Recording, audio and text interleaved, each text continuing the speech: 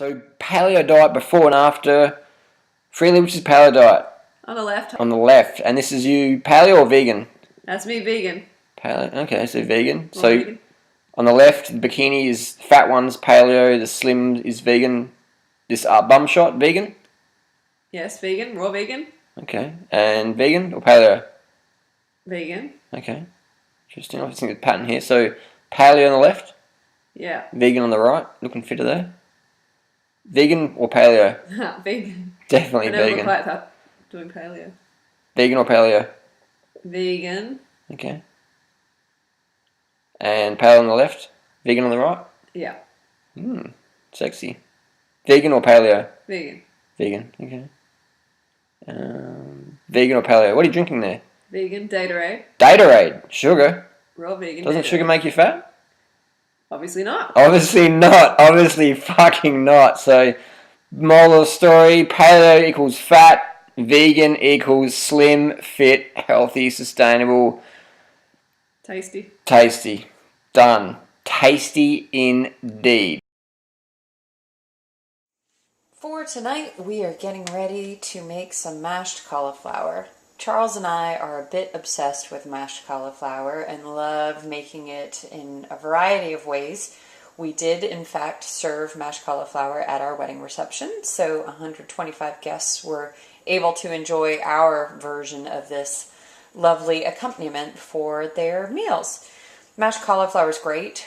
What I'm getting ready to do here is make up a rather large amount of mashed cauliflower that we're then going to use on our farmer's pie, so our version of shepherd's pie.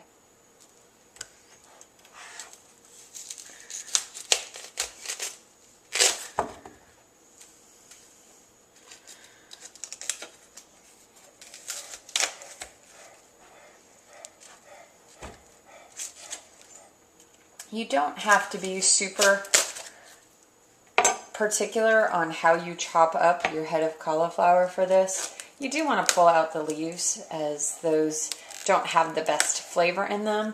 However, there's still some of this stalk, if you will, or stem in the middle. Absolutely fine to leave that in. Sometimes it takes a while for that to cook, so you might want to cut it out, whatever your preference is. But again, all of these bits, all I'm going to do is just take my knife, get in here, and all I'm trying to do is break it up into pieces that I can then steam.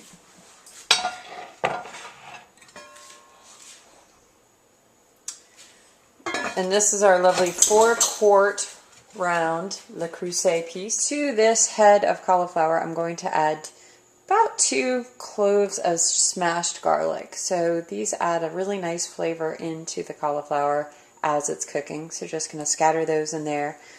And then just a little bit of rosemary. You'll notice I've kept these whole. I've not chopped them up. I've just pulled it off the branches. Since we're going to process the cauliflower once it's all mashed in the food processor or with our immersion blender, it's fine to keep those whole. They'll still impart a nice flavor. To that, I'm going to add my chicken stock. So I have here about 1.5 cups. Going to hold off on seasoning with any salt, pepper, anything like that until we get the cauliflower all mashed up. Go ahead and turn the heat on this to about a medium heat. Just want to bring the temperature up and get that steaming. Cover this and let it go.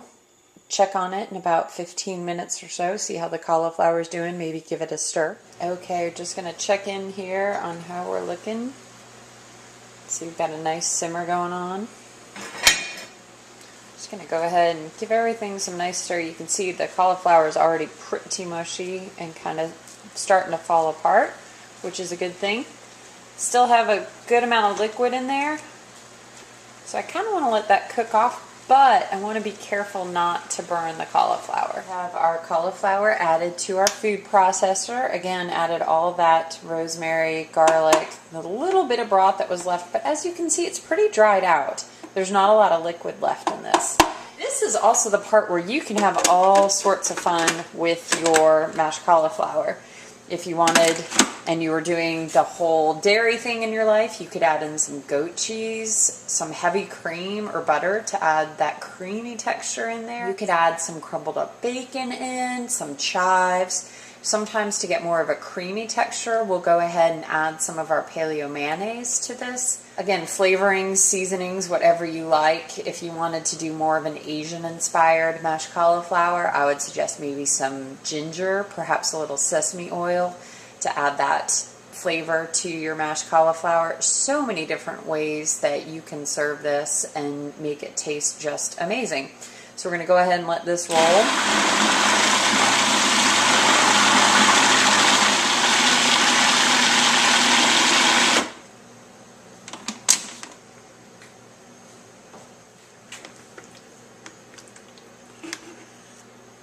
Again, a pretty creamy texture that we've accomplished here.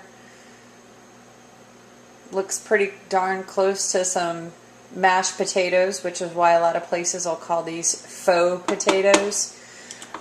I'm a big fan. Serve this as a side dish many times. Super low carb, really tasty, and something we hope you'll enjoy.